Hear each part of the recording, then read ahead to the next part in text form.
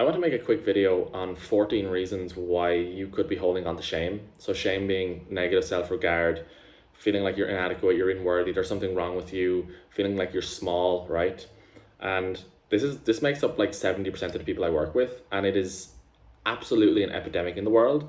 I think most problems come from shame. If I'm going to be honest, um, like abuse in relationships can come from shame. Like when your partner triggers your sense of being small, right? As your dad made you feel small when you were younger, that sense of shame, that sense of smallness, immediately anger will erupt, right? As a big, huge defense mechanism in order to never ever feel that again. Okay. It drives hyper successful narcissistic people, right? Hyper successful CEOs of companies, right?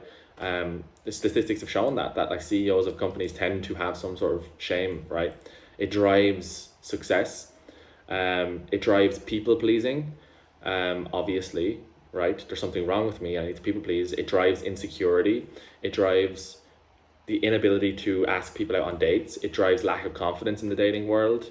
There's so many things that shame drives, and getting to the root of it. And if you have shame, getting to the root of shame and dispelling it would probably be the most radical and life-changing event that has probably ever happened to you. But people don't understand that shame is also, as you've seen from my previous video, shame is also a defense, right? And this is where it gets unconscious, because you're probably not going to be aware of this at all. It's going to be completely unconscious to you. But shame is also a defense mechanism that protects you from a deeper pain or deeper suffering, usually a predicted deeper pain or deeper suffering from childhood. That schema is still believing it's kind of happening today, which is kind of why it's faulty, right? And so here's 14 potential reasons as to why you could be holding on to shame. This is what we've seen. And so the first one is to maintain connection with parents. Okay, so by sharing their definition of reality and agreeing with their negative definition of me, right? And so you may be thinking, okay, what do I avoid? What does a child avoid by just agreeing with the parents? So a frightening loss of common ground and emotional connection with parents. Okay, so painful realization of not being seen or known by parents. So I need to maintain connection with mom and dad, so I'm going to agree with them. I need to agree with their view of me, because if I disagree, then we're not on shared reality, and that's basically abandonment, okay? And that's really, really common. Number two is to maintain feeling of having power, okay? So to stop the abuse, okay?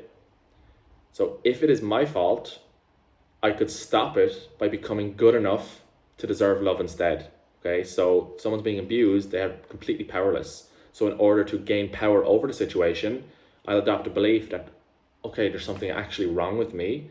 I'm a terrible person. I deserve this.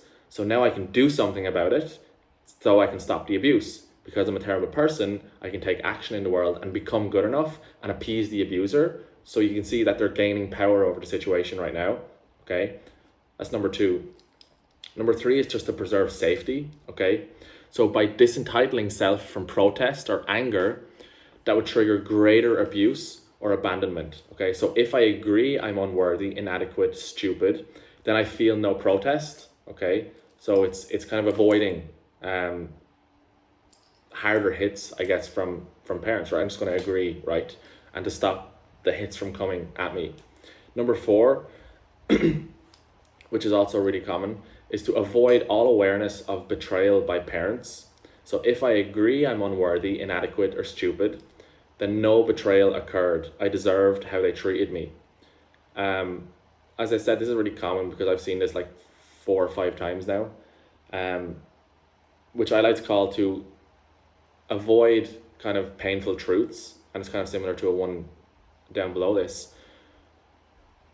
But if you're abused by parents, even verbally, or abandoned in some way, then you just really have to agree with that, because if you didn't agree with that and you were actually lovable all this time, there's never anything wrong with you, that means that like mom and dad abused an innocent you, right? And they essentially betrayed you. And the knowledge of that truth is so devastating to a child, they won't go there, right? And so they'll form shame, they won't let go of shame, because that knowledge is too dangerous, right? And so what's avoided from that is a vivid feeling of betrayal by parents in their hurtfulness, and an imparting a negative view of myself, shattering my good image of my parents, right? So the last thing you want to do is shatter. Mom and dad have to be right about everything, right? And letting go of your shame would mean you would have to completely shatter your view of your parents and who they were to you when you were a child. And again, that can still maintain itself right up into adulthood. Number 5 is to avoid awareness of living out only a small part of my potential. Okay. So if I agree I'm unworthy, inadequate, or stupid, then no potential was unrealized, right? So what's avoided here is an intensely painful grief over having lost so much of what my life could have been because I was led to live a false negative view of myself. That stings even hearing that, right? You've dedicated so much of your life to shame. A whole sense of self has been developed out of not being good enough, right? And if you were to let that go, there would be a huge grief out of like how much you've missed in life, right? All the opportunities you missed, and so your unconscious mind is holding on to it because of the profound grief that would come from that, right? Number 6 is to maintain safety from further blows, which is kind of similar to the one above. So attacks and failures. So if I agree I'm incompetent and stupid, or there's something wrong with me, then I will not express myself or try for anything, so keeping me safe. And what's avoided here is a strong awareness of heightened risk of failure, criticism, and rejection, and intense feelings of vulnerability to such blows, right? And those blows feel devastating, right? And so it's to essentially avoid any of that. And I think it goes a layer deeper because, why do those blows affect you and not affect other people? Why does rejection affect you and not affect other people as much, right? It's because you're internalizing this feeling about yourself. Number 7 is to avoid existential weight of self-responsibility. So for how my life goes, so success and excellence are not expected of a fundamentally deficient self. So the ordeal avoided here is a vivid awareness of heavy weight of existential self-responsibility. And that's terrifying. And so my solution to that is to just believe that there's something fundamentally wrong with me. And yeah, I get to avoid kind of having that existential responsibility of looking after my life and taking care of myself, right? Number 8 is to maintain a view of the world, human nature, and or God as being fair, sensible, good, orderly, which they are if I agree that how I was treated was due to my own unworthiness, okay? So the world is fundamentally unjust and not fair and cruel, and I can't make sense out of God, I can't make sense out of life existentially if what happened to me wasn't actually my fault, that I was actually innocent in all of it, okay? And you can see it almost how a child's mind would react to this. It's like, I'm being abused, and especially if we grew up in a religious household, how can God allow this? There has to be like a good reason for this. And the reason is there must be something wrong with me. Number 8 is a quest for accountability, which is another popular one. So a quest for accountability, apology, remorse from parents by forcing them to see the damage they did to me, okay? So I'm going to have this negative view of myself. I'm going to go from dead-end job to dead-end job. I'm going to be sad. I'm going to be maintain all of these feelings and have all these feelings about myself and make sure other people see it as well, because I need accountability.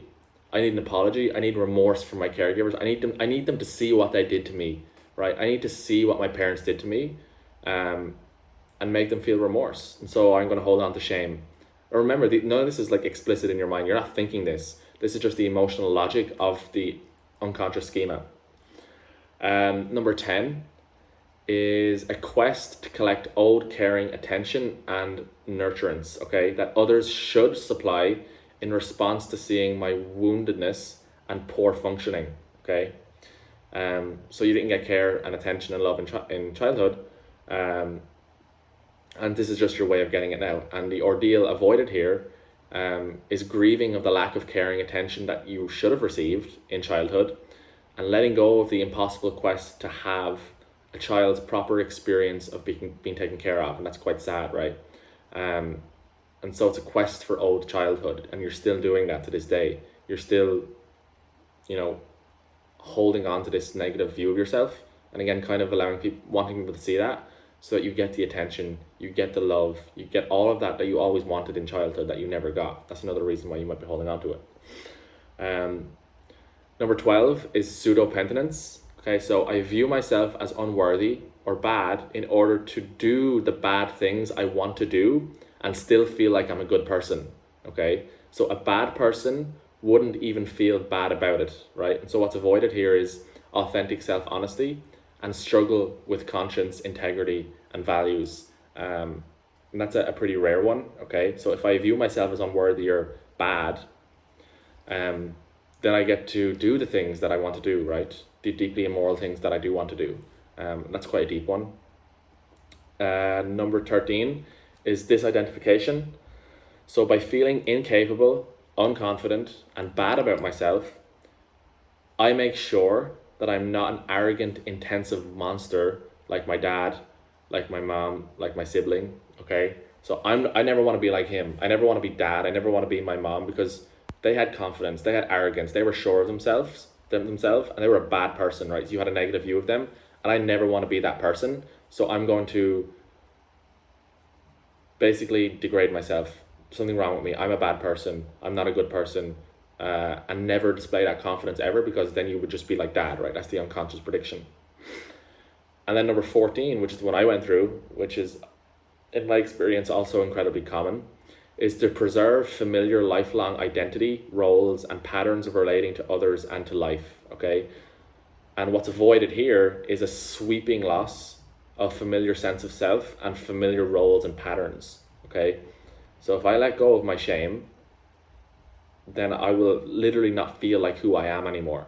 I felt like the insecure person. I felt like the shamed person. I felt like the person who is ugly, right? I felt like this person, and I've related to people through this. I've gotten jobs because of this, or I haven't like succeeded because of this, right? I've built a whole identity and a whole life from that identity, and letting that go would just not feel like me anymore. And that is like completely destabilizing and just terrifying, and it's just a big no-go for the unconscious mind, and it's a really difficult one to let go of. For me, it was literally panicky. Oh, that's never who I was. I was always good enough. Oh my God. Who will I be if I really fully let it go, right? If this is actually true. So yeah, there are 14 reasons why you could be holding on to shame. Not excluding the possibility that there are others, which there are, right? But these are really common ones that we see and that are in the coherence therapy training manual. And what I've seen just practicing with people. And as I said, there's like 60 to 70% of the cases that I work with, the people that I work with, are shame. And I don't know if it's because I've been focusing on this a lot, and especially in previous videos and on TikTok as well. But I just see it everywhere. I've seen it in myself, I've seen it in other people, in other behaviors. It's just this epidemic of shame that's like it's just everywhere. It's just taking over the world, and seems to be getting worse, especially through social media. And the sad thing about all of these things, right, about shame, is shame is like, in my opinion, it's like the foundation of a false sense of self. It's a foundation of a constructed false sense of yourself. And it thwarts your desires and your goals and what you actually want in life, right?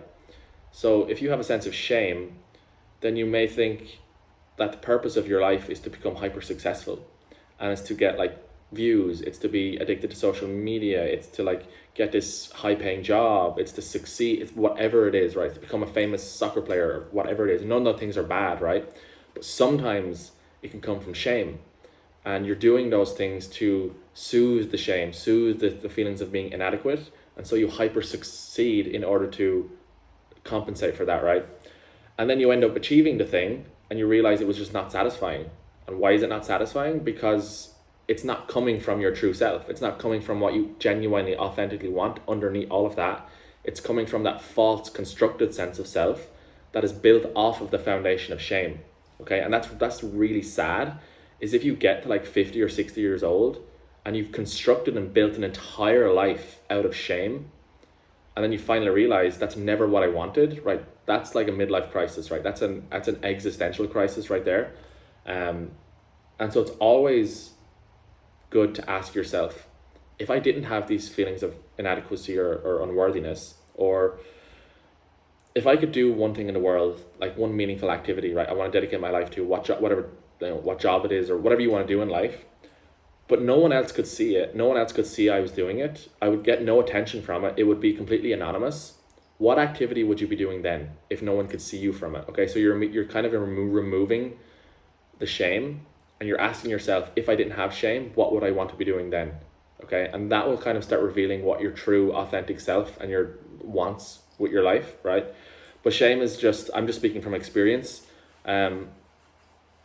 And for someone who hasn't worked through 100% of his shame, because there's within me there's definitely other schemas around this, but it can be so intoxicating, especially when you kind of find solutions to shame, like when you are getting like fame or attention, or you're getting the girls, you're getting the boys, you're getting the dates, everything you want, right? You're getting the money. It can feel so goddamn intoxicating when you're finally being seen, you're finally being validated, you're finally being wanted by others, everyone's seeing your success, right? It can be so unbelievably intoxicating to feel that, and addictive, right? And so that can be another reason why you just won't let go of shame.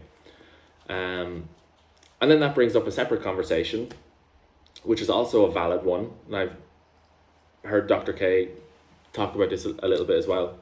For those who don't know, I used to work for him. Which is sometimes, you've got to ask yourself the question, can schemas or unhealthy patterns of thinking be useful sometimes, right? And sometimes do you want to leave them in place because they can be useful? So like, for example, as I was talking about, sometimes if you have a shame wound, you can be hyper successful, right? Because you're trying to compensate for your own sense of inadequacy, right? You want to get valid. Nothing is more important to you than just being validated and being higher than other people, right? It's kind of a form of narcissism.